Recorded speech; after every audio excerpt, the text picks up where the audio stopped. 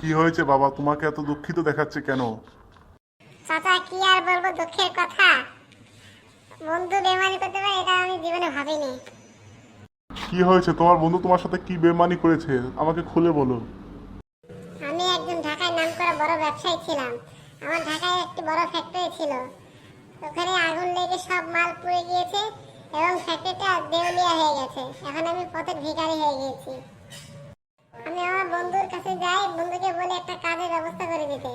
ও পরে বললো, তোর মতো ভিখারিকে আমি ব্যবস্থা করে দিতে পারবো না, তুই আমার সামনে থেকে সরে যা। কেন তোমার বন্ধু তোমার সাথে এরকম খারাপ ব্যবহার করলো কেন? কোনো সমস্যা হয়েছিল নাকি তোমাদের মাঝখানে? ও আমি যখন কোটিপতি ছিলাম, ও রাস্তায় ভিখারি ছিল, আমি ওকে একটা চাকরির ব্যবস্থা করে দিয়েছিলাম। কিন্তু এখন আমাকে পুরো ভুলে গিয়েছে, এখনো বেইমানি করছে আমার সাথে। আচ্ছা, এখন মনে কষ্ট নিও না। আসো, তুমি আমার সাথে আসো, আমি তোমাকে একটা চাকরির ব্যবস্থা করে দিচ্ছি। আপনি আর কি ব্যবস্থা করে দেবেন? আপনি কি কোনো বড় কোম্পানি আছে? হ্যাঁ, আমার বড় একটা কোম্পানি আছে, ওখানে একটা ম্যানেজারের দরকার আছে আমার।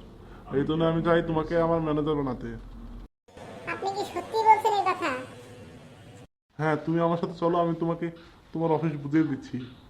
তাহলে তো আমার ভালোই হবে, আমি একটা চাকরি পেয়ে গেলাম। আপনাকে অনেক অনেক ধন্যবাদ। আচ্ছা ঠিক আছে, বাকি কথা অফিসে গিয়ে হবে। চলো এখন আমার সাথে চলো। বন্ধুরা তারপরে কি হলো তা দেখবো আমরা পার্ট 3-তে। আজকের জন্য এই পর্যন্ত, সবাই ভালো থাকবা। আল্লাহ হাফেজ।